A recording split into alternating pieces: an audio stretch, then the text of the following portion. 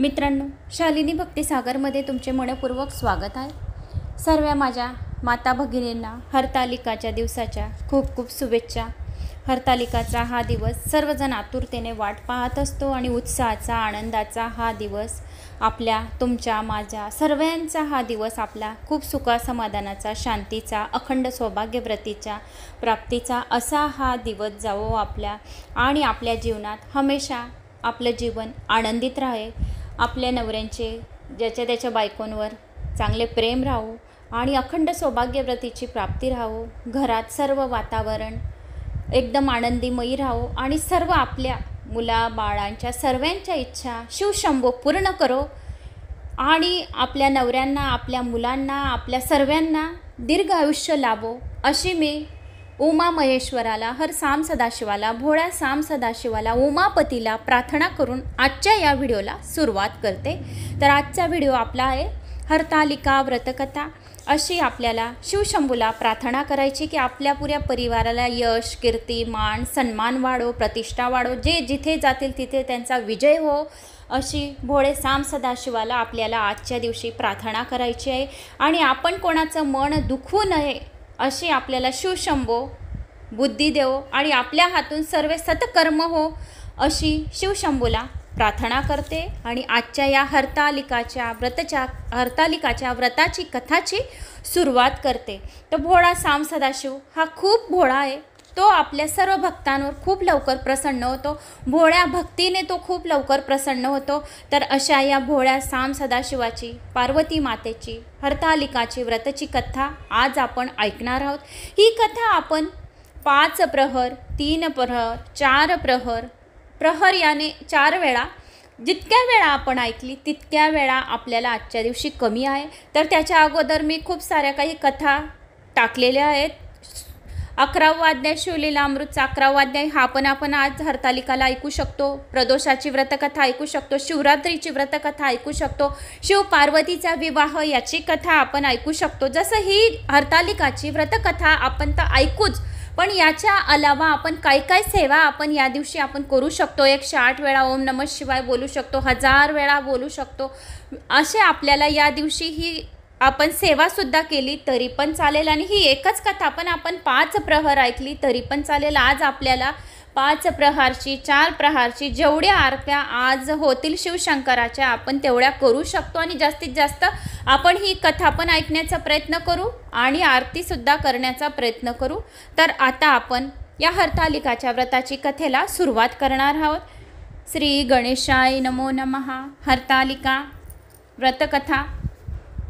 सूत शौनिकादी ऋषी तपस्वी आपल्या आश्रमात विराजमान झाले असता सर्व ऋषी सूत ऋषी प्रश्न करतायत की हे देवा, पतिव्रतेची मंगल मानल्या जाणाऱ्या सौभाग्याच्या व्रतात व्रत कोणते केले असता त्या योगे जन्मांतर त्या पतिव्रतेला आपल्या परमप्रिय अशा पतीची सेवा मिळते व सेवेचे सौभाग्य प्राप्त होते, ते आम्हा सर्वांना श्रवण करण्याची इच्छा आहे।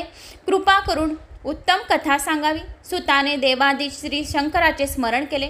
त्याच वेळी तिथे आले त्रिभुवन गमन करीत नारद मुनी त्यांचे मार्गाने कैलास पर्वतातून तेथे आले। त्यांचे सर्वांनी स्वागत केले, पूजा केली। तेव्हा त्यांनी सर्वांनी याविषयी विचारले असता नारद म्हणाले, धन्य तुमचे भाग्य की आता ही कथा भगवान शंकराने पार्वती मातेला माझ्या समोर कथन केली।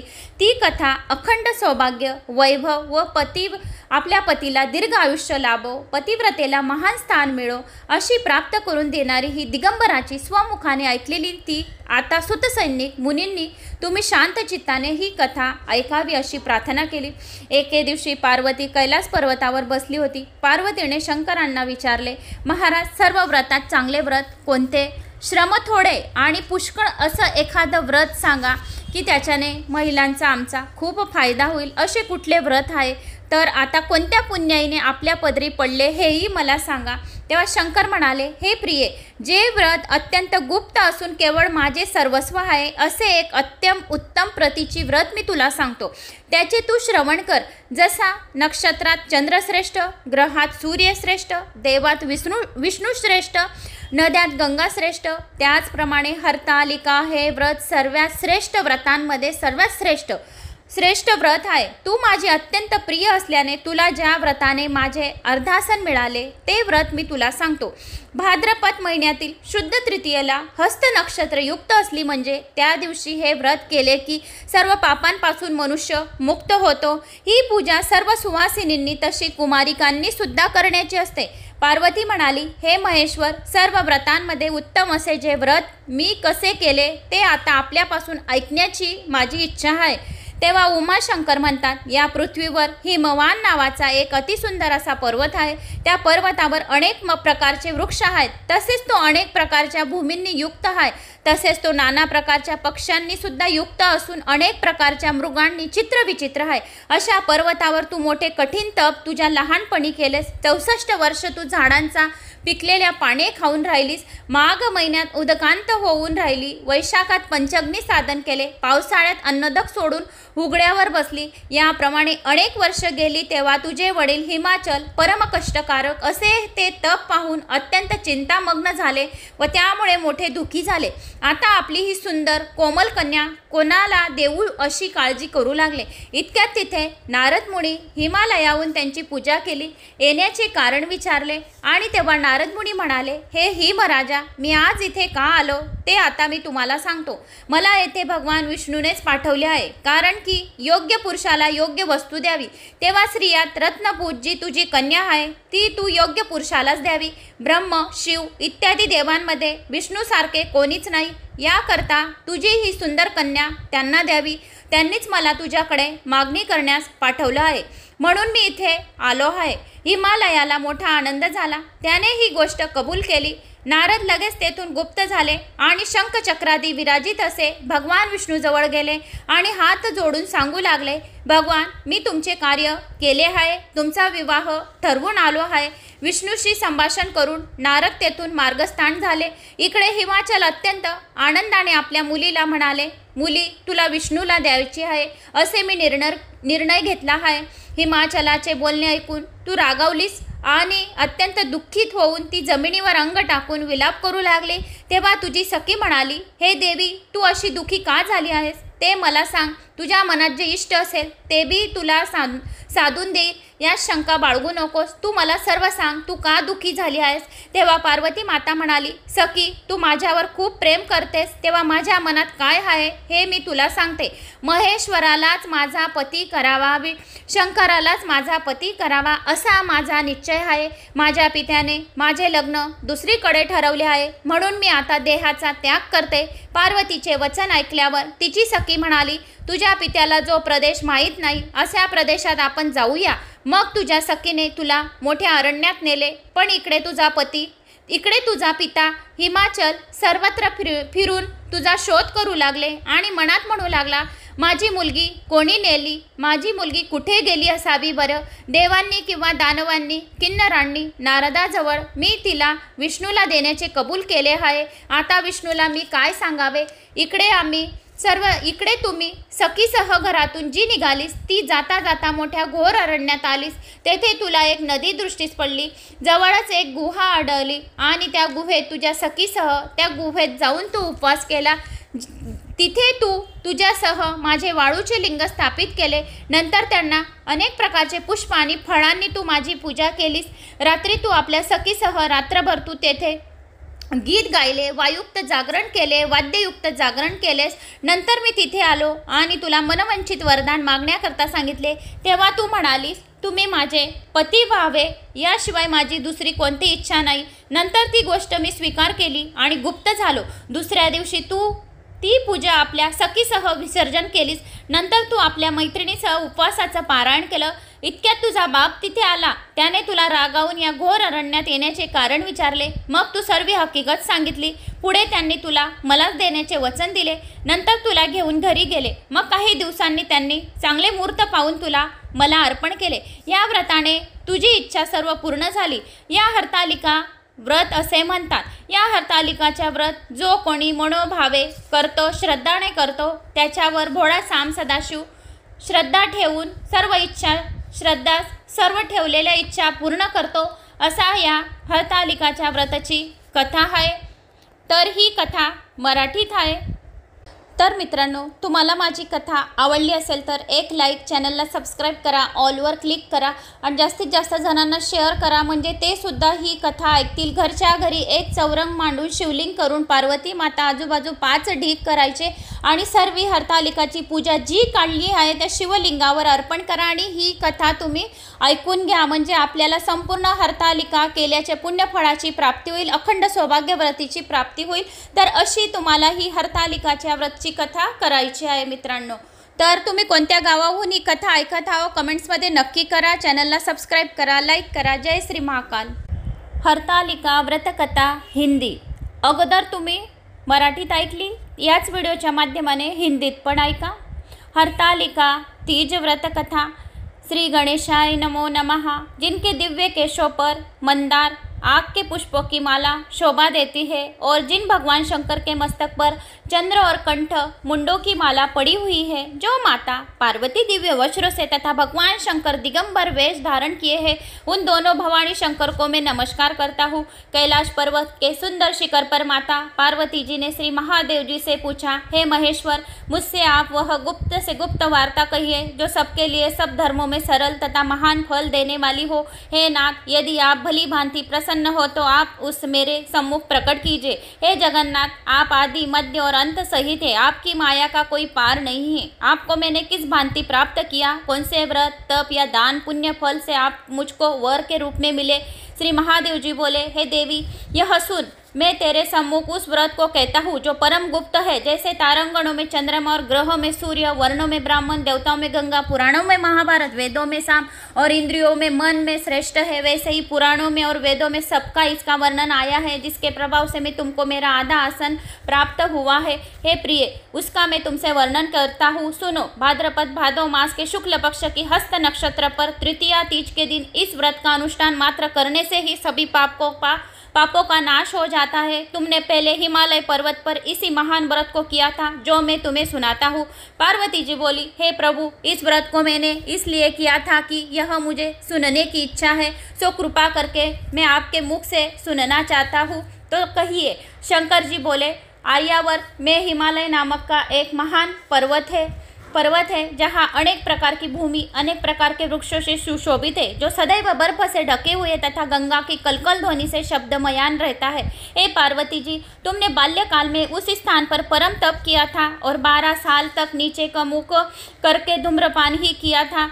तब तो फिर 64 वर्ष तक तुमने बेल के सूखे पत्तों का भोजन करके ही तप किया और माघ महीने में जल में रहकर तथा वैशाख मास में अग्नि में प्रवेश करके तप किया। श्रावण के महीने में बाहर खुले में निवास कर अन्न त्याग कर दिया और तप करती रही। तुम्हारे उस कष्ट को देखकर तुम्हारे पिता को बड़ी चिंता हुई। वे चिंतातुर होकर सोचने लगे कि मैं इस कन्या को किससे शादी कराऊं। इस अवसर पर देवयोग ब्रह्मा जी के पुत्र नारद जी वहाँ आए। देवर्षि नारद ने तुम्हें शैलपुत्री को देखा। तुम्हारे पिता हिमवान ने देवर्षि को अर्घ्य पद्य आसन देकर सम्मान सहित बिठाया और कहा, हे मुनीश्वर, आपने यहाँ तक आने का कष्ट कैसे किया, कहिए क्या आज्ञा है। नारद जी बोले, हे गिरिराज, मैं विष्णु भगवान का भेजा हुआ यहाँ आया हूँ।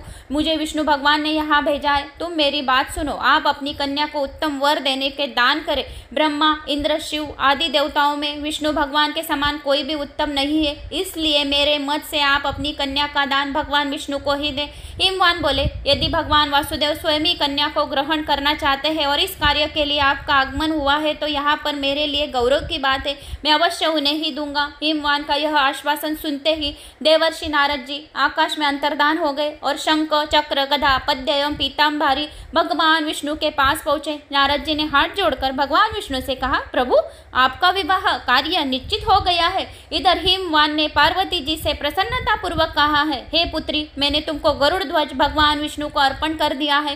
पिता के इन वाक्यों को सुनते ही पार्वती जी अपनी सहेली के घर गई और पृथ्वी पर गिरकर अत्यंत दुखित होकर विलाप करने लगी। उनको विलाप करते हुए देख सखी बोली, हे देवी, तुम किस कारण से दुख पाती हो, मुझे बताओ। मैं अवश्य ही तुम्हारी इच्छा पूर्ण करूंगी। पार्वती बोली, हे सखी सुन, मेरी जो मन की अभिलाषा है मैं तुझे सुनाती हूँ। मैं श्री महादेव जी को वरण करना चाहती हूँ, महादेव को पाना चाहती हूँ। मेरे इस कार्य को पिताजी ने बिगाड़ना चाहा है, इसलिए मैं निस्संदेह इस शरीर का त्याग करना चाहती हूँ। पार्वती के इस वचनों को सुनकर सखी ने कहा, हे देवी, जिस वन को तुम्हारे पिताजी ने न देखा हो, न कहा हो, न सुना हो, तुम वहाँ चली जाओ। तब हे देवी पार्वती, तुम अपनी सखी का यह वचन सुने ऐसे ही वन को चली गई। पिता हिमवान ने तुमको घर पर न पाकर सोचा कि मेरी पुत्री को कोई देव दानव अथवा किन्नर हरण करके ले गया है। मैंने नारद जी के वचन को दिया था, नारद जी को यह वचन दिया था कि मैं पुत्री का गरुड़ ध्वज भगवान विष्णु के साथ वरण करूंगा। हाय, अब ये कैसे हुआ, कैसे पूरा होगा, ऐसा सोचकर वह बहुत चिंतातुर होकर मूर्छित हो गए। तब सब लोग हाहाकार करते हुए दौड़े और मूर्छा दूर हो पर गिरिराज से बोले, हमें आप अपनी मूर्छा का कारण बताओ। हिमवान बोले, मेरे दुख का कारण यह है कि मेरी रूपवती कन्या को कोई हरण करके लेकर गया है। क्या सर्प डस गया अथवा किसी के सिंह व्याघ्र ने मार डाला? वह न जाने कहाँ चली गई मेरी रूपवती कन्या, उसे किसी राक्षस ने मार डाला है। इस प्रकार कहकर गिरिराज दुखी होकर ऐसे कांपने लगे कि जैसे तीव्र वायु के चलने पर कोई वृक्ष कांपता है। तत्पश्चात हे देवी, तुम्हें गिरिराज साथियों सहित घने जंगल में ढूंढने निकले। सिंह, व्याघ्र, रीछ आदि हिंस्र जंतुओं के कारण वन भयानक प्रतीत होता था। तुम भी सखी के साथ भयानक जंगल में घूमती हुई वन में एक नदी के तट पर एक गुफा में पहुंच गई। उस गुफा में तुम अपनी सखी के साथ प्रवेश कर गई, जहाँ तुम अन्न जल त्याग कर भालू के लिंग बनाकर मेरी आराधना करती रही। उस समय पर भाद्रपद मास की हस्त नक्षत्र युक्त तृतीया तिथि थी और उस दिन तुमने मेरा विधि विधान से पूजन किया तथा रात्रि को गीत गाया, जागरण किया। तुम्हारे उस महाव्रत को प्रसन्न होकर प्रभाव से मेरा आसन डोलने लगा। मैं उसी स्थान पर आ गया जहाँ तुम और तुम्हारी सखी दोनों थी। मैंने आकर तुमसे कहा, हे वरानने, मैं तुमसे प्रसन्न हूँ, तू मुझसे वरदान मांग। तब तुमने कहा कि हे देव, यदि आप मुझसे प्रसन्न है तो आप महादेव जी ही मेरे पति हो। मैं तथास्तु ऐसा कहकर कैलाश पर्वत को चला गया और तुमने प्रभात होते ही मेरा उस भालू की प्रतिमा को नदी में विसर्जित कर दिया। हे शोभे, तुमने वहां अपनी सखी सहित व्रत का पारायण किया। इतने में तुम्हारे पिता हिमवान तुम्हें ढूंढते ढूंढते उसी वन में आ पहुंचे। उस समय उन्होंने नदी के तट पर 2 कन्याओं को देखा तो यह तुम्हारे पास आ गए और तुम्हें हृदय से लगाकर रोने लगे और बोले, बेटी, तुम इस सिंह व्याघ्रादि युक्त घने जंगल में क्यों चली आई? तुमने कहा है, पिता, मैंने पहले ही अपना शरीर शंकर जी की समर्पित कर दिया था, किंतु आपने इस विपरीत कार्य किया, इसलिए मैं वन में चली आई। ऐसा सुनकर हिमवान ने तुमसे कहा कि मैं तुम्हारी इच्छा को विरुद्ध यह कार्य नहीं करूंगा। तब वे तुम्हें लेकर घर को आए और तुम्हारा विवाह मेरे साथ कर दिया। हे प्रिय, उस व्रत के प्रभाव से तुमको मेरा अर्धासन प्राप्त हुआ है। इस व्रतराज को मैंने अभी तक किसी के सम्मुख वर्णन नहीं किया है। हे देवी, अब मैं तुम्हें यह बताता हूँ कि इस व्रत का यह नाम क्यों पड़ा। तुमको सखी हरण करके ले गई थी, इसीलिए हरतालिका नाम पड़ा। पार्वती जी बोले, हे स्वामी, आपने इस व्रतराज का नाम तो बता दिया, किंतु मुझे इसकी विधि एवं फल भी बताइए कि इसके करने से कौन सी फल की प्राप्ति होती है। तब भगवान शंकर जी बोले, इस स्त्री जाति के उत्तम व्रत की विधि सुनिए और सौभाग्य की विधि सुनिए। सौभाग्य की इच्छा रखने वाली स्त्रियां इस व्रत को विधि पूर्वक करें। केले के खंभों से मंडप बनाकर उस वंदनवारों से सुशोभित करें। उसमें विविध रंगों के उत्तम रेशमी वस्त्र की चांदनी ऊपर तान दे। चंदन और आदि सुगंधित द्रव्यों का लेपन करके स्त्रियों को एकत्रित हो। शंख, मेरी, मृदुंग आदि बजावे। विधि पूर्वक मंगलाचार करके श्री गौरी शंकर की भालू की निर्मित प्रतिमा स्थापित करे। फिर भगवान शिव पार्वती जी का गंध, धूप, पुष्प आदि से विधि पूर्वक पूजन करे। अनेक नैवेद्यों का भोग लगाए, बेल चढ़ावे और रात्रि को जागरण करे। नारियल, सुपारी, ज्वारी, नींबू, लौंग, अनार, नारंगी आदि ऋतु फलों को तथा फूलों को एकत्रित करके धूप, दीप आदि से पूजन करे। यह कल्याण स्वरूप शिव है, मंगल रूप शिव है, यह मंगल रूप महेश्वरी है। हे मंगल रूप सब कामनाओं को पूर्ण करने वाली है। हे शिवे, सब कामनाओं को देने वाली देवी, कल्याण रूप तुम्हें मेरा नमस्कार है। कल्याण माता पार्वती, हमें तुम्हें नमस्कार करते हैं। भगवान शंकर जी को सदैव नमस्कार करते हैं। हे ब्रह्म रूपिणी, जगत का पालन करने वाली माँ, आपको मेरा बारंबार नमस्कार है। हे सिंह वाहिनी माँ, सांसारिक भय से व्याकुल हो, तुम मेरी रक्षा करो। हे महेश्वरी, मैंने इसी अभिलाषा से आपका पूजन किया है। हे पार्वती माता, आप मेरे ऊपर प्रसन्न होकर मुझे सुख और सौभाग्य प्रदान कीजिए।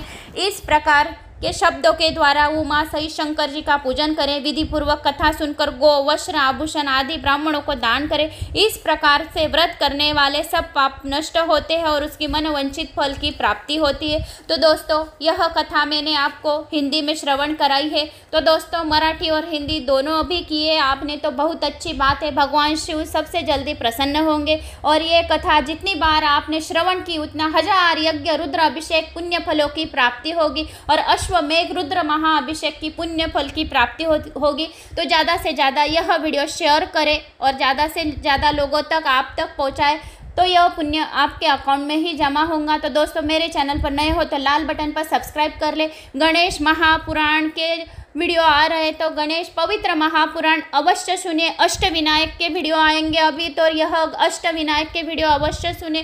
तो दोस्तों, ज़्यादा से ज़्यादा लोगों को शेयर करें। कमेंट्स में जय श्री महाकाल या आप कौन से गांव से यह कथा सुन रहे तो एक कमेंट जरूर करिए, क्योंकि आपका एक कमेंट्स मेरा आत्मविश्वास बढ़ाता है और मुझे दूसरा वीडियो बनाने में प्रेरित करता है। और एक लाइक, चैनल को सब्सक्राइब करें। जय श्री महाकाल। अभी हम शिव जी की आरती करते हैं। जय ओम जय शिव ओंकार, हर जय शिव ओंकार, ब्रह्मा विष्णु सदा शिव अर्धांगी धारा। ओम जय शिव ओंकार। एकानन चतुरानन पंचानन राजे, हंसासन गरुडासन वृषवाहन साजे। ओम जय शिव ओंकारा। दो भुज चार चतुर्भुज दस भुज ते सोए, तीनों रूप निरखता त्रिभुवन जन मोए। ओम जय शिव ओंकारा। अक्षमाला वनमाला मुंडमाला धारी, चंदन मृग मद सोए भोले शशिधारी। ओम जय शिव ओंकारा। श्वेतांबर पीतांबर बागंबर अंगे, सनकादिक ब्रह्मादिक प्रेतादिक संगे। ओम जय शिव ओंकारा। कर के मध्य कमंडल चक्र त्रिशूल धरता, जग करता जग हरता जग पालन करता। ओम जय शिव ओंकारा। ब्रह्मा विष्णु सदा शिव जानत विवेका, प्रणवाक्षर के शोभित ये तीनों एका। ओम जय शिव ओंकारा। त्रिगुण शिव की आरती जो कोई नर गावे, कहत शिवानंद स्वामी मन वंचित फल पावे। ओम जय शिव ओंकारा। ओम जय शिव ओंकारा। ओम जय शिव ओंकारा। जय श्री महाकाल।